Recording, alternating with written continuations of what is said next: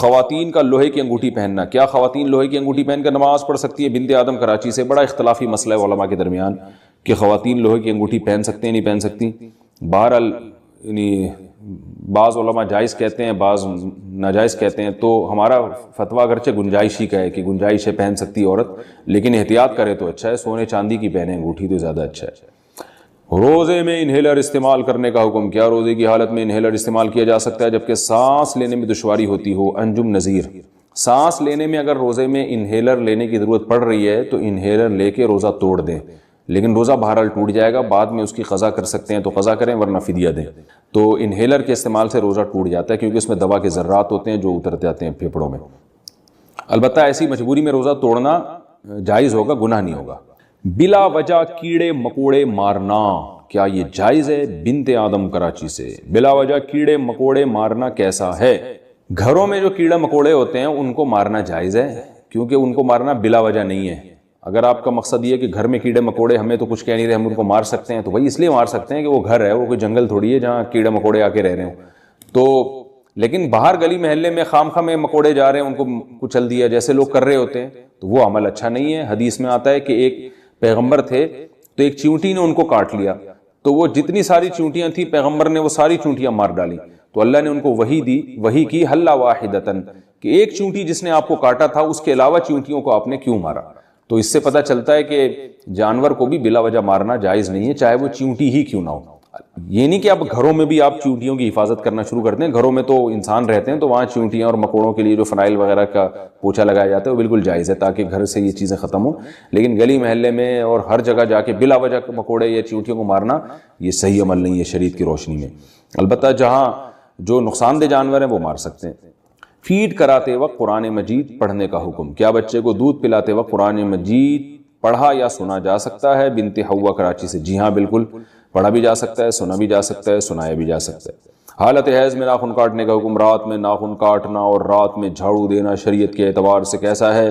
نیز حالت حیض میں ناخن کاٹ سکتے ہیں یا نہیں، اور فرض غسل میں کوئی دعا پڑھنی چاہیے یا نہیں؟ بنت سراج لکھنؤ سے، رات میں ناخن کاٹنا، رات میں جھاڑو دینا بالکل جائز ہے، کوئی حرج نہیں ہے اس میں۔ ناخن جب بڑھ جائیں کاٹ دیں، چاہے رات ہو یا دن ہو۔ جب گھر میں ڈسٹ ہو اور گرد و غبار ہو جھاڑو دے دیں، چاہے رات ہو یا دن ہو۔ حالت حیض میں ناخن کاٹ سکتے ہیں، کوئی حرج نہیں ہے۔ اور فرض غسل میں کوئی دعا پڑھنی چاہیے یا نہیں؟ میرے علم میں نہیں ہے کوئی دعا فرض غسل کے لیے۔ عورتوں کا یوٹیوب چینل چلانا کیسا ہے؟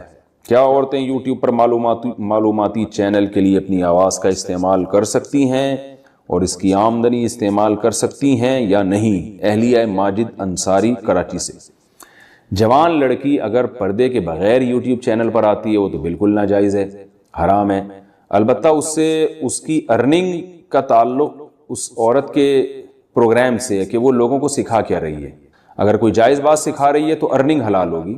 یعنی مثال کے طور پر کوئی خاتون ہے جو پردے میں نہیں ہے، جوان بھی ہے، اور وہ بے پردہ ہو کے جو ہے وہ یوٹیوب چینل پہ لوگوں کو یعنی چینل پہ کوکنگ سکھا رہی ہے، تو کوکنگ چونکہ ایک بذات خود ایک جائز عمل ہے اس لیے اس کی ارننگ حلال ہوگی، ارننگ ناجائز نہیں ہے، بلکہ ارننگ تو ایڈورٹائزمنٹ کی ہوتی ہے، تو ارننگ حلال نہیں ہے، لیکن اس عورت کو آنے کا گناہ ہوگا کیونکہ عورت پہ پردہ کرنا واجب ہے۔ لیکن اگر کوئی عورت مکمل پردے میں آ رہی ہے تو جوان عورت کے لیے چونکہ آواز میں اس سے فتنے کا اندیشہ ہوتا ہے، لوگوں کی طبیعت اس کی طرف مائل ہوتی ہے، تو اس کو اپریشیٹ نہیں کیا جائے گا، اس عمل کو عورت کو روکا جائے گا۔ میں نہیں کہہ رہا کہ حرام ہے، گناہ کبیرہ ہے، لیکن بہرحال یہ عمل ناپسندیدہ ہے شریعت کی روشنی میں، اور فتنے کی وجہ سے اس کو روکنے کی کوشش کی جائے گی، اس عورت کو منع کیا جائے گا۔ اور اگر ایجڈ ہے تو اور کوئی فتنے کا اندیشہ نہیں ہے اس میں تو پھر جائز ہے، گناہ نہیں ہے انشاءاللہ۔ یہ جو بعض لوگ بہت ہی حیا کے خلاف مسائل پوچھتے ہیں، تو میں حیا کے خلاف مسئلہ پوچھنے سے منع نہیں کرتا، لیکن میں کہتا ہوں وہ انفرادی طور پہ پوچھیں۔ عام طور پر میں 5 سے 6 کے درمیان شام کو کال ریسیو کرتا ہوں، تو وہ پھر اسی طرح کھلے عام جو ہے نا وہ ریکارڈنگ اس کی ٹھیک نہیں ہوتی، کیونکہ گھروں میں سب اجتماعی سطح پہ بھی میری یہ چینل سن رہے ہوتے ہیں، خواتین بھی بیٹھی ہوتی ہیں، بیٹیاں بھی بیٹھی ہوتی ہیں، باپ بھی بیٹھا ہے، تو بیٹیاں باپ کے سامنے اس طرح حیا سوز مسائل سنیں، یہ پھر حیا اور شرم کے خلاف ہے۔ تو وہ الگ، وہ ٹھیک ہے شریعت کے مسائل میں حیا نہیں کرنی چاہیے، لیکن جب ایک ایسے طریقے سے آپ مسئلہ پوچھ سکتے ہیں انفرادی طور پر، تو پھر کھلے عام وہ مسائل پوچھیں جو جس میں جو حیا کے خلاف نہ ہو۔ تو میں مسئلہ پوچھنے، کیونکہ میں نے ایک دفعہ اسی طرح چینل پہ کہہ دیا کہ بھائی حیا کے خلاف مسائل نہ پوچھیں، تو لوگوں نے کہا پھر وہ مسائل ہمیں پتہ کیسے چلیں گے؟ تو بھائی وہ مسائل ایسے پتہ چلیں گے کہ آپ اپنے کسی قریبی عالم سے پوچھ لیں، یا انفرادی طور پر میری کال اگر لگ جاتی ہے تو مجھ سے پوچھ لیں.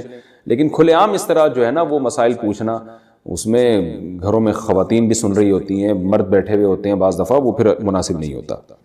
میرے چینلوں کا، میرے بیانات کا لوگوں نے بڑا غلط استعمال کیے، بہت سے ایسے کلپ نکال کے نا اس پہ بڑے حیا سوز ان کے عنوانات لگا کے ان کو پھیلایا ہے. لوگ یہ سمجھتے تھے کہ مفتی صاحب یہ عنوان لگا رہے ہیں. اسی وجہ سے ہم نے چینل پہ اپنے قبضہ کیا ہے، اپنے چینل کو خود بنایا تاکہ اس چیز کو کنٹرول کیا جا سکے، اور الحمدللہ اس کے بعد کافی حد تک یہ معاملہ کنٹرول ہوا ہے. بینک کے گارڈ کی تنخواہ کا حکم. میں نے سنا ہے کہ آج کل جو وبا چل رہی ہے اسے دور کرنے کے لیے مغرب کے عنوان کیا ہے، مسئلہ کیا ہے، یہ کہہ رہے ہیں کہ سورہ جاسیہ پڑھنا وبا دور کرنے کے لیے، یہ ہے اصل میں عنوان. میں نے سنا ہے کہ آج کل کی جو وبا چل رہی ہے اسے دور کرنے کے لیے مغرب کے بعد سورہ جاسیہ بآواز بلند پڑھنی چاہیے. کیا یہ بات درست ہے؟ بنت عبداللہ کراچی سے. کوئی میرے علم میں اس کی دلیل نہیں ہے، ایسے ہی بات ہے. پڑھیں. سب سے پہلے تو گناہوں سے توبہ کریں جو اصل چیز ہے، اور دوسرا احتیاطی تدابیر اختیار کریں. اور کچھ پڑھنا ہے تو قرآن مجید کی مشہور دعا ہے لا الہ الا انت سبحانک انی کنت من الظالمین، اس کا بھی زیادہ سے زیادہ کرنا چاہیے. اللہ تعالیٰ عمل کی توفیق عطا. سسرال میں جھاڑو پونچھا لگانا اور برتن دھونا، سب گھر والوں کی خدمت کرنا. یہ کسی تپی ہوئی بہو نے پوچھا ہے. میرے ابو نے رشتہ کرتے ہوئے کہا تھا کہ میری بیٹیوں نے نہ کبھی گھر میں جھاڑو دی نہ کبھی کپڑے دھوئے. ہم لوگوں نے گھر میں صرف کھانا بنایا ہے، وہ بھی اگر زیادہ مہمان ہو تو باہر سے آتا ہے. یعنی ہم نے گھر میں کھانا بنایا صرف ابا اماں وغیرہ وغیرہ کے لیے، باقی زیادہ مہمان آتے تو باہر سے کھانا آتا تھا. تو ہمارے گھر میں کام والے اور ڈرائیور سب ہیں. اچھا، گھر میں کام والے اور ڈرائیور سب ہیں، یعنی نوکر چاکر رکھے ہوئے، لینڈ لارڈ فیملی ہے. اب یہاں سسرال میں یہ رواج ہے کہ گاڑی میں سامان عورتیں رکھیں گی، گاڑی سے سامان خواتین نکالیں گی، گاڑی عورت صاف کرے گی، یہاں تک کہ بہو اپنے شوہر کے ساتھ اس کے سارے اوپر کے 6-7 بہن بھائیوں کے کام بھی کرے گی. جھاڑو لگانا، پونچھا لگانا، برتن دھونا، کھانا پکانا، کپڑے دھونا، سب کی استری کرنا. اگر کسی کام سے منع کروں تو اس پہ لڑائی شروع ہو جاتی ہے. حالانکہ رشتہ کرتے وقت انہوں نے صاف کہا تھا کہ ہم کوئی کام نہیں کروائیں گے، یہ سارے کام کرنا میری استطاعت سے باہر ہے. اس صورت میں میں کیا کروں؟ ایک بندی. دیکھیں، اصولی طور پر تو عورت کے ذمے ہے کہ وہ گھر میں کام کاج میں ہاتھ بٹائے. میں یہ نہیں کہہ رہا کہ ایک عورت اپنے 6-6 8-8 نندوں کے دیور اور نندوں کے کپڑے دھوئے، یہ تو ظلم ہے اس کے اوپر. کم از کم اپنے شوہر اور اپنے ساس سسر کی خدمت اخلاقی ذمہ داری ہے عورت کی، یہ اس پر اخلاقاً لازم ہے. اور جب جوائنٹ فیملی میں رہتے ہیں تو کام ڈیوائیڈ ہوتے ہیں، سب مل جل کے کام کر رہے ہوتے ہیں. ایک دن سب کے لیے کسی ایک نے کھانا بنا دیا تو دوسرے ٹائم پہ دوسری بہو نے سب کے لیے کھانا پکا دیا. تو یہ سب مل جل کے، جیسے ہم سفر میں جب جاتے ہیں نا تو کام کو ڈیوائیڈ کرتے ہیں. تبلیغی جماعت میں آپ دیکھ لیں نا، 10-10 لوگ جا رہے ہوتے ہیں تو ایک کا کام ہوتا ہے بھائی کمرہ صاف کر دو، ایک کا کام ہوتا ہے بھائی ٹماٹر لے آؤ، ایک کا کام ہوتا ہے جی آپ آلو چھیل دو، ایک کا کام ہوتا ہے جی آپ کھانا پکا دو. باریاں تقسیم ہوتی ہیں. اب اس میں کوئی تبلیغ والا یہ کہے کہ میرے ذمہ کام نہیں ہے، یہ تو ہمیں بتایا ہی نہیں تھا کہ تبلیغ میں نکل کے کام بھی کرنا پڑے گا، ہم تو تبلیغ کے لیے نکلے. تو یہ کہا جائے گا کہ بھئی یہ تو انڈرسٹوڈ ہے، یہ تو طے شدہ بات ہے کہ جب اکٹھے رہتے ہیں تو کاموں کو ڈیوائیڈ کرنا پڑتا ہے. تو جب بھی لڑکی رخصت ہو کے سسرال میں جاتی ہے تو ظاہر ہے گھر میں کچھ تو کام ہوتے ہیں نا، تو وہ باہر کے کام مرد کے ذمے ہوتے ہیں اور گھر کے کام عورت کے ذمے ہوتے ہیں. جیسے حضرت فاطمہ رضی اللہ تعالی عنہا کو نبی نے حکم دیا گھر کے کام آپ کرو گی، باہر کے کاموں کے بارے میں حضرت علی کو حکم دیا کہ وہ آپ کریں گے. تو دونوں ہی کام کر رہے ہوتے ہیں، مرد بھی عورت بھی. تو نارملی تو متوسط گھرانوں میں یہی ہوتا ہے، اور یہ بہو پر اتنی خدمت بہو کے اوپر لازم ہے شریعت میں کہ وہ بالکل ہاتھ پہ ہاتھ رکھ کے نہ بیٹھ جائے، بلکہ گھر کے فرد کی طرح رہے. جیسے سب خدمت کر رہے ہیں تو ویسے خدمت کرے. لیکن اس میں اتنا بوجھ اس کے اوپر ڈالنا کہ چلو ٹھیک ہے کبھی اجتماعی کھانا اس نے بنا لیا، کبھی کسی اور نے بنا لیا، یہ کہ اب اکلوتی بہو ہے، اب وہ جناب روزانہ 6-6 دیوروں کے کھانے پکا رہی ہے صبح دوپہر شام، تو یہ ظلم ہے، یہ بالکل جائز نہیں ہے. کیونکہ اجتماعی جب رہتے ہیں تو اجتماعی میں سب ایک دوسرے کا خیال کر رہے ہوتے ہیں. یہ نہیں ہوتا کہ ایک ہی پہ سارا ووٹ ڈال دیا جائے. جیسے ایسا نہیں ہوتا کہ اب تبلیغ جماعت میں نکلتے ہیں تو ایک ہی آدمی پہ سارا ووٹ ڈال دیا جائے. یہ کوئی بھی پکنک کے لیے، تفریح کے لیے جب سب لوگ اکٹھے نکلتے ہیں تو سب کام ایک دوسرے میں ڈیوائیڈ کر رہے ہوتے ہیں. تو بہو پہ اتنا ووٹ ڈال دینا کہ وہ ہر ایک کے کھانے بنائے گی، ہر ایک کے کپڑے دھوئے گی، یہ تو بالکل ہی غلط ہے. دیور کو چاہیے کہ بھائی تو اپنے کام خود کر لیا کرو، اگر وہ بھابھی اپنی خوشی سے کر دے تو اچھی بات ہے، نہیں تو آپ خود کیا کرو، اس کے اوپر کیوں ڈال رہے ہو؟ یہ نندوں کو تو چاہیے، وہ تو خود خاتون ہیں، ان کے تو ذمے ہے کہ وہ خود اپنے کام خود کریں وہ. اور اگر کسی وقت بھابھی سارے نندوں کے کام کر لے تو پھر کوئی نند بھی بھابھیوں کے کام کرے، وہ ڈیوائڈ کریں پھر اس کام کو. تو نارملی تو شریعت کا بھی یہی حکم ہے، عرف میں بھی یہی چل رہا ہے. لیکن اگر کوئی لڑکی کسی لینڈ لارڈ فیملی سے تعلق رکھتی ہے، بعض مالدار لوگ ہوتے ہیں تو ان کے گھروں میں نوکر چاکر ہوتے ہیں، لڑکیاں گھروں کے کام نہیں کرتی، اونچے گھرانوں کی لڑکیاں ہوتی ہیں، مالدار لڑکیاں ہوتی ہیں، تو پھر فقہا نے یہ بات واضح کی ہے کہ پھر ایسی صورت میں اس لڑکی سے جس کو آپ ایسے خاندان سے لے کر آ رہے ہو، اس سے آپ گھر کے کام نہیں لے سکتے، تو پھر شریعت میں اس لڑکی پر واجب نہیں ہے. تو اگر واقعی آپ اتنے لینڈ لارڈ فیملی سے آپ کا تعلق ہے کہ آپ کے گھر میں نوکر چاکر ہوتے ہیں، ڈرائیور ہوتے ہیں، اور یہ گھر میں کھانا صرف آپ لوگ بناتے تھے، باقی سارے کام نوکر چاکر سے لیے جاتے تھے، اور آپ کے والد نے کمال یہ کہ پہلے بتا بھی دیا کہ بھئی ہمارے گھر کا اسٹینڈرڈ یہ ہے، لیونگ اسٹینڈرڈ ہمارا اس طرح کا ہے کہ ہماری گھر کی عورتیں کام نہیں کرتی، ہم نوکر چاکر سے کام لیتے ہیں. تو اگر اللہ نے کسی کو مالی وسعت دی ہو تو یہ بھی ٹھیک ہے. ظاہر ہے پیسہ اللہ جب دیتے ہیں تو حدیث میں آتا ہے ان اللہ یحب ان یرا اثر نعمتہ علی عبدہ، اللہ یہ چاہتے ہیں کہ اس کی نعمت کے اثرات اس پہ نظر آئیں. تو اللہ نے کسی کو مالی وسعت دی اور اس بیس پر اس نے ملازم رکھ لی ہیں تو بھی ٹھیک ہے. تو اگر آپ کے گھر میں ملازم ہیں اور آپ لوگ پوچھا ووچھا نہیں لگاتے تھے، گھر میں رواج نہیں ہے آپ لوگوں کے یہاں، دولت ہے اللہ نے اہل ثروت میں بنایا ہے، تو پھر آپ کے سسرال کے لیے اس طرح کے کام آپ سے لینا یہ جائز نہیں ہے، یہ ظلم کے زمرے میں آئے گا. بلکہ فقہا نے یہاں تک لکھا ہے کہ کسی لڑکی اگر ایسے مالدار گھرانے سے جہاں خادم تھے تو الٹا شوہر پر لازم ہوگا کہ وہ بیوی کے لیے کسی خادم کا انتظام کرے، کیونکہ وہ خود کام کی عادی نہیں ہے، ایسے لینڈ لارڈ فیملی سے ان کا تعلق ہے. اور خاص طور پر یہ گھر کے باہر کے کام کے گاڑی کا سامان بھی بیوی بیگم اٹھا کے گھر میں لے کے جائے گی، یہ تو ویسے ہی غیرت کے بھی خلاف معلوم ہوتا ہے. یہ کام تو غریب گھرانوں میں بھی مرد خود کر رہے ہوتے ہیں، غریب گھرانوں میں بھی یہ کام مرد خود کرتے ہیں. گھر کے باہر کے، یہ تو باہر میں آتا ہے نا، گاڑی تو باہر ہوتی ہے، یا چلے گاڑی گیرج میں آ چکی ہے تو بھی ویٹ اٹھانے والے جتنے کام ہیں، وزن والے کام ہیں، وہ اکثر مرد کرتے ہیں، وہ خواتین نہیں کر رہی ہوتی. تو اس لیے اگر آپ لینڈ لارڈ فیملی سے آپ کا تعلق ہے تو پھر شوہر کے لیے آپ سے پوچھا لگوانا، جھاڑو لگوانا اور برتن دھلوانا یہ سب چیزیں جائز نہیں ہیں. اس خاص کنڈیشن کی بات کر رہا ہوں، ایسا نہ ہو کہ ساری دنیا کی ساری بہویں بالکل اپاہج ہو کے بیٹھ جائیں کہ کوئی لازم نہیں ہے. تو بہت ہی کوئی لینڈ لارڈ فیملی سے تعلق ہے تو ٹھیک ہے، ورنہ نارملی تو یہ سب چیزیں سب کر رہے ہوتے ہیں اور سب پر اخلاقی ذمہ داری بھی ہے.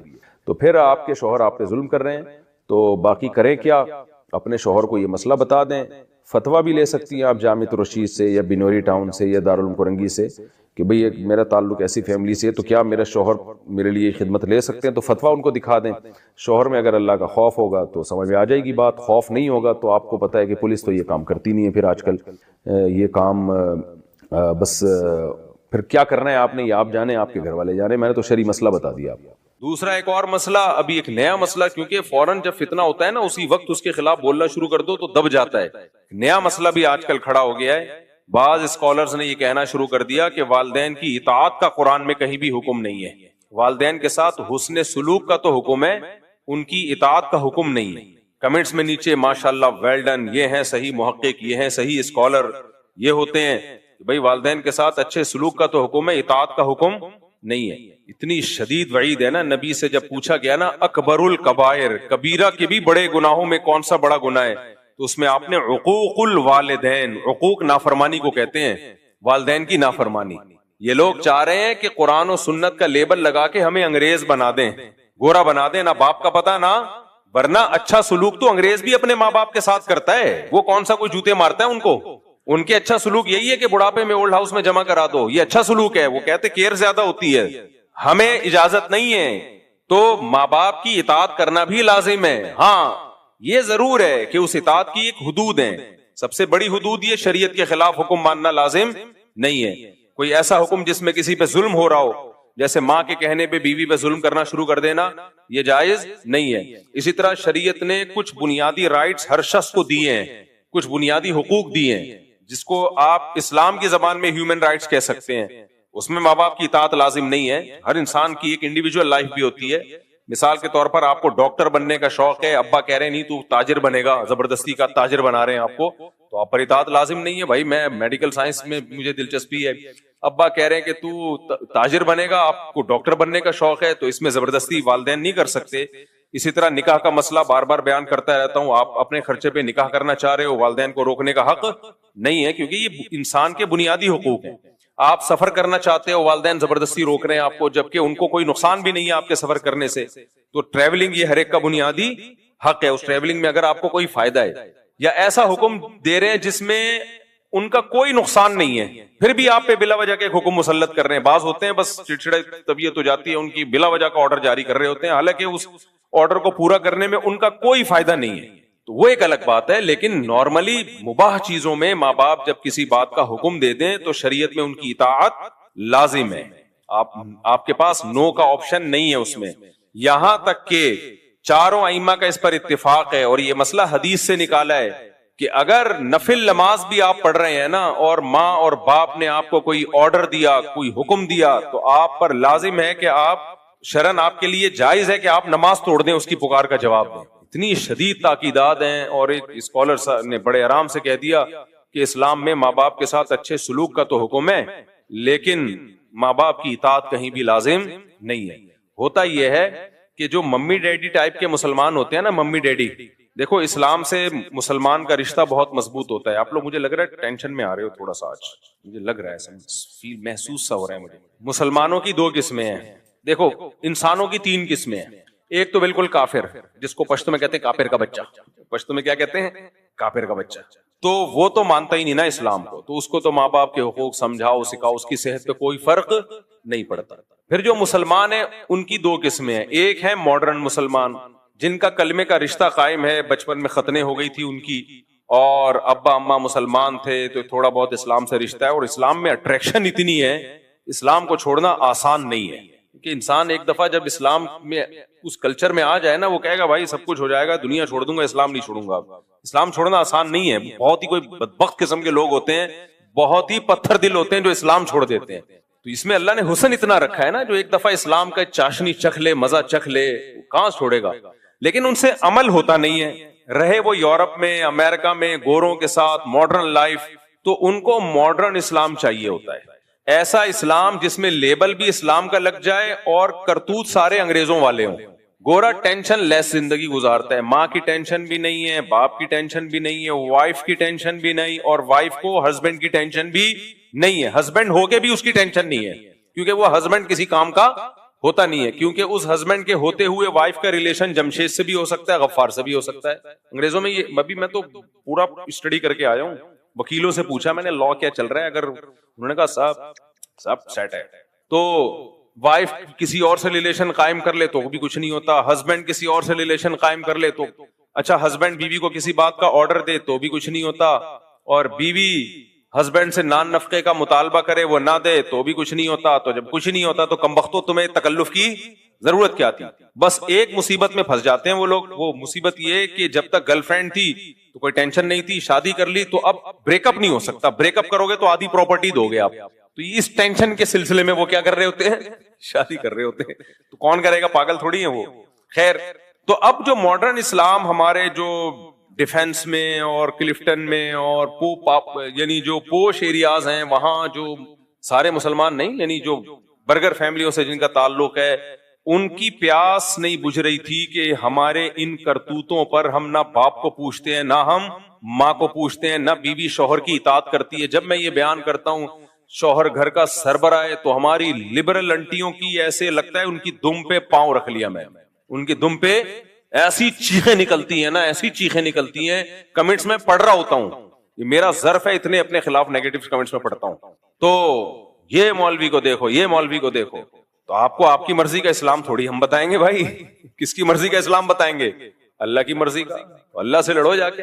اللہ میاں نے گھر کا سربراہ مکھنچو کو بنا دیا، اب کیا کریں. خیر، آپ کو ماننا پڑے گا میں ماتحت ہوں، بس میں نے چھوڑ دو اسلام. کس نے کہا ہے اسلام کو چینج نہیں کرو؟ اسلام چھوڑ دو. آپ بولو بھائی مجھے ایک گورے سے شادی کرنی ہے، مجھے نیلسن چاہیے، جمشید نہیں چاہیے. مجھے کیا چاہیے؟ نیلسن. اور کیا ہوتا ہے؟ مائیکل چاہیے مجھے. مائیکل. میکائل نہیں چاہیے، مجھے کیا چاہیے؟ مائیکل. تو آپ پھر وہاں جاؤ نا، وہاں آزادی ہے بھائی، کوئی سربراہ وربراہ نہیں ہوتا. گورا ڈانٹ بھی نہیں سکتا بیوی کو، ڈانٹ دینا تو وہ کیس کر دے گی. تو اس لیے پھر ایسے ہی کسی ماڈرن سے آپ نکاح کریں. تو یہ کیا بات ہے ادھر پیڑے کھانے کے لیے کیونکہ پتہ ہے گورے سے وہ تو کوئی حقوق نہیں ہوتے، اسے عشق معاشقہ ہو جائے تو کر لیتی ہیں، ورنہ پتہ ہے کچھ بھی نہیں ملے گا وہاں. تو اسلام کے فائدے اٹھانے کے لیے آپ کو جمشید چاہیے، اور جب جمشید کے حقوق اسلام بیان کر رہا ہے وہ والے گوروں سے چاہیے. یہ نہیں چلے گا بھائی، یہ اسلام نہیں مانتا. خیر اسلام کی عقل بھی نہیں مانتی ہے، تو یا تو پورے ادھر کو جاؤ یا پورے ادھر کو کھسک جاؤ. تو اب کیا مسئلہ ہے؟ اب مسئلہ یہ ہے کہ جو ماڈرن قسم کے لبرل قسم کے ہمارے مسلمان ہیں، جو چاہتے ہیں کہ یار یہ ہمارے پہ داڑھی رکھتے ہوئے ان کو لگتا ہے کہ ہم ملا نظر آئیں گے، بالکل ہی پروفیشنل قسم کے مولانا نظر آئیں گے، لوگ کہیں گے یار تم ٹھیک ہے اسلام کو فالو کرو، ٹھیک ہے نماز روزے کی حد تک ٹھیک ہے یار، انسان کا ایک روحانی تسکین ہوتی ہے، ہر مذہب میں ہوتا ہے. ہم جب ایئرپورٹ پہ جاتے ہیں تو پہلے ایئرپورٹ پہ یہ ہوتا تھا، دنیا کے تقریباً ہر ایئرپورٹ پہ ہی نماز کی جگہ، کیونکہ مسلمان ہی نماز پڑھتے ہیں زیادہ تر. لیکن اب انہوں نے تھوڑا سا ایئرپورٹ والوں نے یہ کیا کہ لوگ اعتراض کریں گے بھی مسلمانوں کی مسجدیں کیوں بن رہی ہیں، تو ہندوؤں کی بھی ہونی چاہیے اور سکھوں کی بھی، تو بنانا شروع کر دی ایئرپورٹ پہ، لیکن وہاں لوگ کوئی خاص نظر نہیں آتے ہیں. تو عبادت تو سبھی کر رہے ہوتے ہیں نا، ہر مذہب کے لوگ. اصل تو یہ ہوتا ہے کہ اسلام کلچر کے اندر لے کر آؤ. یہ بڑا مشکل کام ہے بھائی، یہ بڑا مشکل کام ہے. اپنے کلچر کو کیا بناؤ؟ اسلام. تو آپ کا حلیہ اور یہ سب چیزیں اسلام کے مطابق ہوں، عورت پردہ کر لے. تو اب ہماری لبرل انٹیاں اور ہمارے لبرل انٹے، ان کو کیا چاہیے کہ اسلام سے ظاہر اتنا ظرف نہیں ہے کہ اسلام چھوڑ دیں، وہ اتنا ایمان کی رمق ہے. تو ان کو پھر اس ٹائپ کے اسکالرز چاہیے ہوتے ہیں جو مغربی تہذیب کو مشرف با اسلام کر دیں. تہذیب مغربی ہو، ویسٹرن تہذیب ہو، اور اس پہ لیبل کیا لگا دیں؟ قرآن و سنت کا، تاکہ ان کی تھوڑی سی ایک پیاس بجھ جائے، تھوڑی سی ان کو تسلی مل جائے. جیسے جب کسی نے کسی چیز کو حلال کرنا ہوتا ہے نا، میں اکثر ایک چٹکلا سناتا ہوں نا، بہت دفعہ سنا چکا ہوں، آپ شاید بور ہو جاؤ دوبارہ، لیکن سنا دیتے ہیں، کیا جا رہا ہے. تو یہ اس بات کو سمجھانے کے لیے جو ابھی میں بتا رہا ہوں، وہ بار بار کہتا ہوں نا، ایک مولوی صاحب چوری کے خلاف بیان کرتے تھے، تو ایک دن کھانا نہیں تھا گھر میں، بیگم سے انہوں نے کہا پڑوسیوں کی مرغی چوری کر لے. تو بیگم نے کہا بھائی مرغی تو آپ چوری تو آپ خود اتنے بیانات کر چکے ہو کہ چوری اسلام میں حرام ہے. اب ظاہر ہے مولوی صاحب کا بھی تو ضمیر ملامت کر رہا ہوگا نا کہ یار میں اتنے بیانات کر چکا ہوں، غلط ہے. لیکن کہیں نہ کہیں سے حاشیہ نکال لیا انہوں نے کہا بھائی دیکھو ہم مرغی نہیں کھائیں گے، شوربے سے روٹی لگا کے کھائیں گے. چوری کی مرغی نہیں کھائیں گے ہم روٹی کس سے کھائیں گے؟ شوربے سے. اب وہ یہ نہیں کر سکتے تھے کہ نہیں جب حرام ہے تو ہم حرام کھائیں گے. اپنے دل کو تھوڑی تسلی دینی پڑتی ہے انسان کو، غلط کام کرتے ہوئے بھی کچھ نہ کچھ. ہاں جس کا ضمیر بالکل ہی مردہ ہو چکا وہ تسلیاں نہیں دیتا، لیکن تھوڑا سا ضمیر زندہ ہو تو کہیں سے گنجائشیں نکال رہا ہوتا ہے. تو مولوی صاحب تھے وہ چوری کے خلاف بیان کرتے تھے، انہوں نے کہا بھائی شوربے سے لگا لیں گے، بوٹیاں نہیں کھائیں گے ہم، حرام تو بوٹیاں ہیں نا.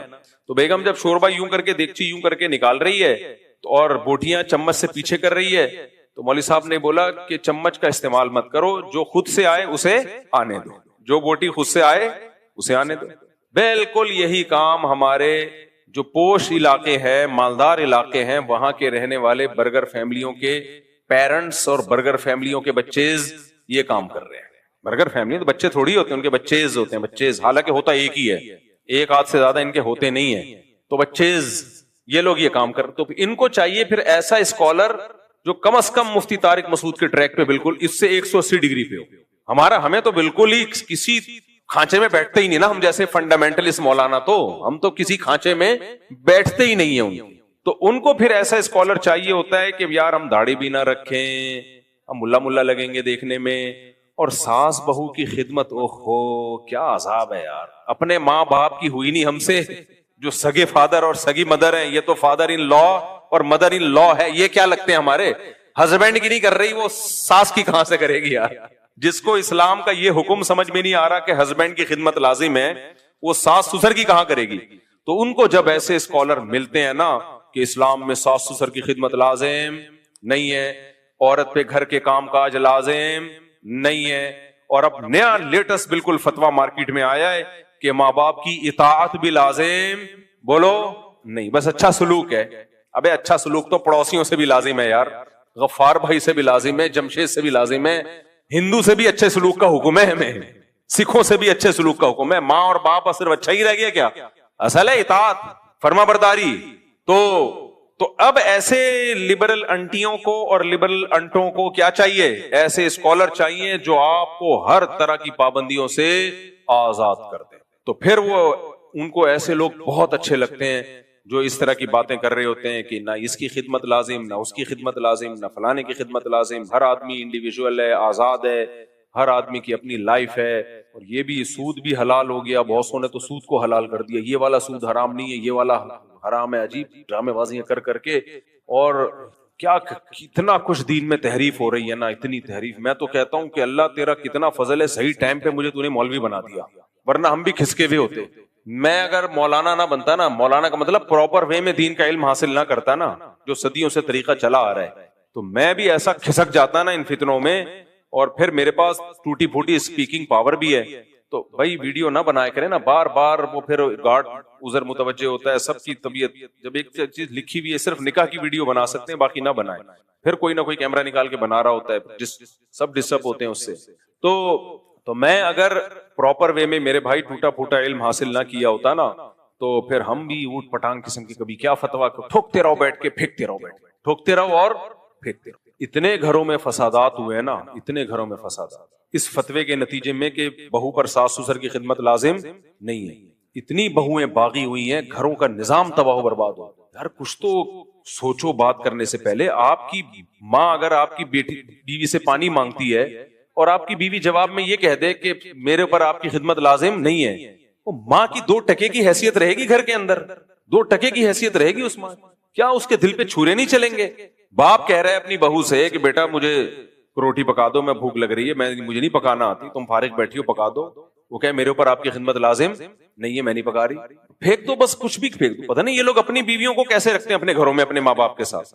جو اسکالر فتوا دینا کہ عورت پر ساس سسر کی خدمت لازم نہیں ہے، اس کو بولا کہ سب سے پہلے یہ فتوا اپنی بیوی کو سکھایا کرو کہ تم پر لازم نہیں ہے. میری ماں بولے نا چائے بناؤ، تم پر لازم نہیں ہے، اور میرا کلپ چلا دینا کہ آپ کا بیٹا کہہ رہا ہے کہ آپ پر آپ کی خدمت مجھ پر لازم بولو نہیں.